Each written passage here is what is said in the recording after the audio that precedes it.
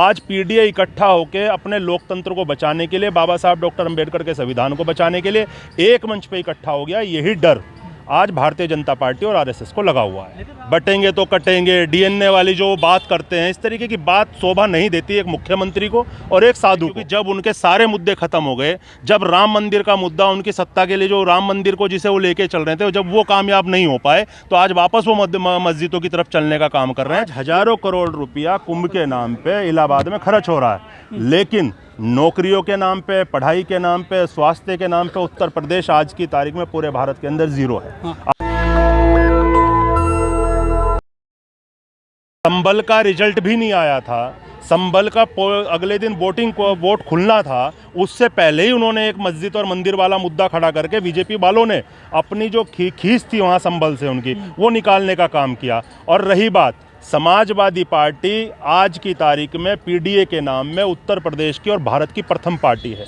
आज पीडीए इकट्ठा होकर अपने लोकतंत्र को बचाने के लिए, बाबा साहब डॉक्टर अंबेडकर के संविधान को बचाने के लिए एक मंच पे इकट्ठा हो गया। यही डर आज भारतीय जनता पार्टी और आरएसएस को लगा हुआ है। लेकिन राहुल जी, योगी जी कह रहे हैं कि संभल वालों का और बांग्लादेश वालों का डीएनए एक है, जो ये हिंसा फैला रहे हैं। देखिए, योगी जी साधु हैं, गेरवा कपड़ा पहनते हैं। मैं गेरवे कपड़े की उनकी इज्जत करता हूं, परंतु जिस तरीके की उनकी भाषा है, बटेंगे तो कटेंगे, डीएनए वाली जो बात करते हैं, इस तरीके की बात शोभा नहीं देती एक मुख्यमंत्री को और एक साधु को। आज जब उनके पास पीडीए का कोई तोड़ नहीं है, तो वो इस तरीके की बात करके, डीएनए की बात करके, इस तरीके की बात को बड़ा करने का काम करते हैं। रही बात जो लोग डीएनए की बात करते हैं, वो पहले अपने डीएनए को देख लें कि उनका डीएनए कहाँ से मिलता है। कहाँ से है उनका डीएनए? उनका डीएनए भारत का नहीं है। जहाँ के वो लोग हैं, मैं नहीं कहना चाहता, लेकिन वो पहले अपने डीएनए की जांच करा लें, उन्हें पता चल जाएगा कि वो भारत के मूल निवासी है या बाहर से आके उनका डीएनए यहाँ पे बना है। अखिलेश जी ने तो कहा पहले डीएनए चेक करा लें। बिल्कुल, हम भी कह रहे हैं वो डीएनए अपना चेक करा लें, फिर बाद में बात करें कि किसका डीएनए बांग्लादेश का है, किसका डीएनए पाकिस्तान का है। पहले योगी जी और जो आरएसएस के जो मजबूत स्तंभ जो अपने आप को मानते हैं, वो अपना डीएनए चेक कराएं। तो राहुल जी, अब राजनीति इन्हीं मुद्दों पे होगी क्या? मंदिर मस्जिद पे? देखिए, समाज आज समझने लगा है। अखिलेश यादव जी के पीडीए के नारे के बाद इस देश का युवा इकट्ठा हुआ, अपनी लड़ाई को लड़ने लगा। लोकतंत्र को बचाने के लिए, बाबा साहब डॉक्टर अंबेडकर के संविधान को बचाने के लिए वो एक मुट्ठी इकट्ठा होने लगा है। आज इनका जो मंदिर का जो मुद्दा है, जब फेल हुआ, इसीलिए ये बार बार इस तरीके की बात करके बार बार मस्जिद और मंदिर पे लाके, क्योंकि बीजेपी के पास इसके अलावा कोई मुद्दा नहीं है। बेरोजगारी चरम सीमा पे है। आप समझ सकते हैं कि हमारे जो युवा हैं आज दर दर की ठोकरें खा रहे हैं। पिछले 10 साल में कोई भी भर्ती ऐसी नहीं निकली है जिस भर्ती को कोर्ट के अंदर चैलेंज ना किया गया हो, जिसका पेपर लीक ना किया गया हो।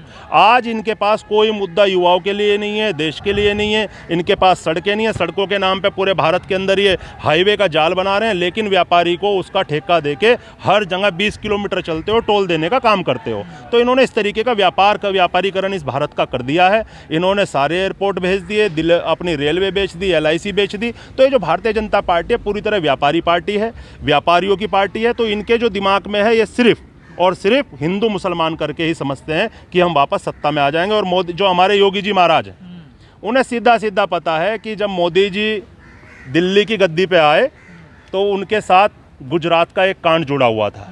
तो वो इसी तरीके की दिल्ली की गद्दी तक पहुंचने के लिए इस तरीके की भाषा का उपयोग उत्तर प्रदेश में कर रहे हैं कि उस तरीके के दंगे उत्तर प्रदेश के अंदर और उस तरीके से सांप्रदायिकता उत्तर प्रदेश के अंदर भड़कने का काम करें, जिससे वो दिल्ली की गद्दी तक पहुंच जाएं। परंतु उत्तर प्रदेश के नागरिक इतने सजग और इतने समझदार हैं, 2027 में भारतीय जनता पार्टी को सबक सिखाने का काम। यूपी में 18,000 से ज्यादा मस्जिदें हैं जहाँ पर मंदिर होनी चाहिए, जहाँ जिनके नीचे ये आज उन्हें याद आ रहा है।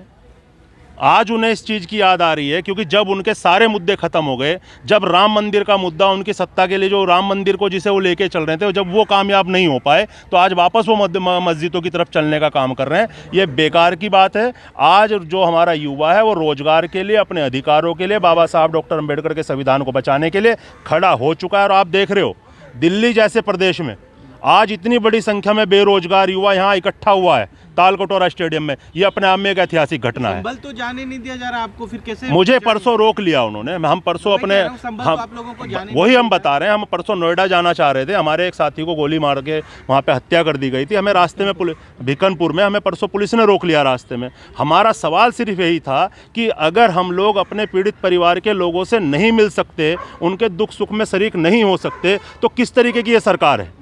संभल के अंदर वो इसलिए नहीं जाने देना चाह रहे क्योंकि वहाँ संभल के अंदर उन लोगों ने बड़ी सा उसमें अत्याचार हमारे लोगों पे करने का काम किया है। जब हमारा प्रतिनिधिमंडल समाजवादी पार्टी का जेल के अंदर संभल के मिलने गया तो वहाँ के अधीक्षक को, वहाँ के तमाम अधिकारियों को सस्पेंड करने का काम किया, क्योंकि हकीकत जो थी वो हमारे प्रतिनिधिमंडल ने जग जाहिर करने का काम किया, मीडिया को बताने का काम किया। उनके शरीर पे इतने घाव हैं कि अगर उनकी सीबीआई जांच हो तो उस जगह के कम से कम 500 से ज़्यादा पुलिस वाले। लेकिन सर, सपा का जो प्रतिनिधिमंडल गया था जेल में, वो फर्जी तरीके से पहुंच गया, नाम बदल धोखाधड़ी से सस्पेंड कर दिया। आप एक चीज़ बताइए, पहली बात तो वो सांसद थे उस प्रतिनिधिमंडल में। एक आम आदमी अगर फर्जी तरीके से पहुंच जाए तो समझ में आता है, लेकिन एक सांसद, विधायक, जिला अध्यक्ष, पूर्व मंत्री अगर जेल के अंदर पहुंच रहे हैं तो आप समझ सकते हैं उनका एक प्रोटोकॉल है, उनके साथ सुरक्षा है, उनके साथ उत्तर प्रदेश सरकार के सुरक्षा के लोग भी हैं। तो इस तरीके की बात आज वो अपनी खींच मिटाने के लिए कर रहे हैं, क्योंकि हकीकत जेल के अंदर से बाहर निकल के आई है। और यही योगी जी जो हैं, ये उनका फेल्यूर है, ये उनकी सरकार का फेल्यूर है कि उन्होंने वहाँ के अधिकारियों को सस्पेंड करने का काम किया। और सर, दलित कह रहे हैं अगर खुदाई हो रही है देश में तो थोड़ा लागू खोदो और नीचे को बहुत ध्यान मिलेगा। बिल्कुल निश्चित रूप से हम भी बार बार कह रहे हैं, अगर आप खुदाई की ही बात कर रहे हैं, मस्जिद के नीचे से मंदिर निकाल रहे हैं तो मंदिर के नीचे से कुछ और भी निकलेगा, और उसके अंदर से जब बौद्ध मठ निकलने लगेंगे, देश का दलित अपने हक की बात करने लगेगा, लेकिन वो मस्जिद के नीचे से नहीं निकलेगा, वो बहुत सारे मंदिरों के नीचे से भी निकलेगा, वो बहुत सारी ऐसी जगहों से भी निकलेगा जहां आरएसएस के लोगों को बहुत दिक्कत हो। क्या कहना चाह रहे हैं कि मंदिर के अंदर खुदाई होनी चाहिए? हम ये कह रहे हैं कि देश के अंदर बहुत जगहें ऐसी हैं जहां खुदाई होनी, बहुत जगहें ऐसी हैं जहां खुदाई होनी चाहिए, जहां से पता चलना चाहिए। अगर आप इतिहास को ही जानना चाहते हैं, इतिहास की बात पे ही जाना चाहते हैं, तो इतिहास फिर अगर आप 500 साल की बात करें तो उसे 1000 साल पीछे ले जाने की बात करें। कहाँ बहुत जगहें ऐसी हैं, मैं दे दूंगा आपको। मैं बहुत आप बिहार के अंदर भी अगर जाएंगे तो 20 जगह ऐसी हैं जहां पे आप अगर वहां खुदाई करेंगे तो बहुत सारी चीजें निकल के आएंगे और निकल भी। देखिए ऐसा मैं बता दूं कि बौद्ध बिहार को लेके, बुद्ध मंदिरों को लेके आज बहुत खेत के अंदर भी अगर खुदाई होती है तो वहां पे भी बुद्ध की मूर्ति। लेकिन सर, आप सुप्रीम कोर्ट गए थे तो आप पे तो जुर्माना कर दिया था किस चीज के लिए? मामले में पिछली बार। देखिए ऐसा है, सुप्रीम कोर्ट भी आज की तारीख में कुछ लोगों के दबाव में काम कर रही है। देश के इतिहास में 10 साल में पहली बार ऐसा हुआ था कि सुप्रीम कोर्ट के जो जज हैं वो रोड पे खड़े होकर कहते थे कि लोकतंत्र और जो हमारा सुप्रीम कोर्ट है वो खतरे में है। तो ये हालात बहुत खराब हैं देश के अंदर। लेकिन लिस्ट बन गई है मस्जिदों की, करीब 120 केस तो विष्णु शंकर जैन ने कर लिए। देखिए जो मस्जिदों वाला मामला है, आरएसएस के प्रायोजित खेल है। चाहे इसके अंदर विष्णु शंकर हो, चाहे इसके अंदर शर्मा जी हो, ये सब लोग प्रायोजित आरएसएस की तरफ से चल रहे हैं। लेकिन जनता इतनी जागरूक हो चुकी है। आप देखिए संभल वाला ही मामला देखिए, संभल के अंदर आज शांति। सर सबसे ज्यादा यूपी में खुदी जाएगी, बदायूं से लेकर। चलिए इसके लिए हम तैयार हैं, समाजवादी पार्टी तैयार है। आज अगर भारतीय जनता पार्टी इस तरीके के सांप्रदायिक दंगे कराने की बात करेगी तो हम निश्चित रूप से उन दंगों को रोक के लोगों को जागरूक करने का काम करेंगे। आपको तो पहले से ही कहा जा रहा है मुल्ला मुलायम, मुल्ला वो उनकी आप देखिए, जब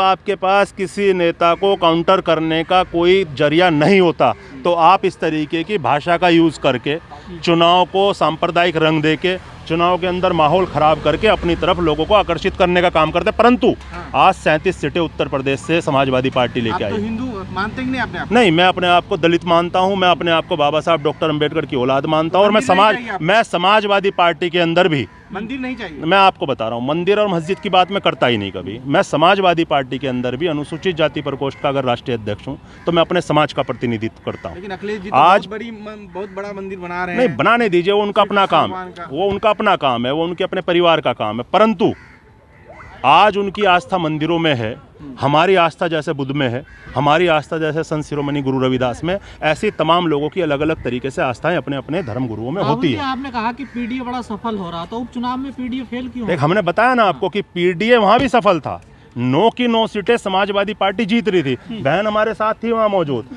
मीरापुर के अंदर किस तरीके से हमें 3 बार रोका गया, हमारे हेलीकॉप्टर को उतरने से रोका गया। उत्तर प्रदेश के अंदर अखिलेश यादव जी के हेलीकॉप्टर को उतरने नहीं दिया, उसी कड़ी में उन्हें देहरादून उतरना पड़ा। तो समाजवादी पार्टी को रोकने के लिए, अखिलेश यादव जी के पीडीए को रोकने के लिए पूरी जितनी कोशिश भारतीय जनता पार्टी कर सकती थी उन्होंने की, और ये उसी का रिजल्ट है। ये लोकतंत्र का रिजल्ट नहीं है, ये लोगों का रिजल्ट नहीं है, ये सिर्फ और सिर्फ भारतीय जनता पार्टी की गुंडई का रिजल्ट है। तो इंडिया गठबंधन से बाहर हो रही है क्या? नहीं, समाजवादी पार्टी कौन कह रहा है? हम इंडिया गठबंधन के मजबूत अंग हैं। इंडिया गठबंधन महाराष्ट्र में तो नहीं हुआ आप? इंडिया गठबंधन देखिए, अलग अलग स्टेट का अलग अलग नहीं, अलग अलग स्टेट का अलग अलग सिनेरियो है। दिल्ली का सिनेरियो अलग है, हरियाणा का अलग है, महाराष्ट्र का अलग है।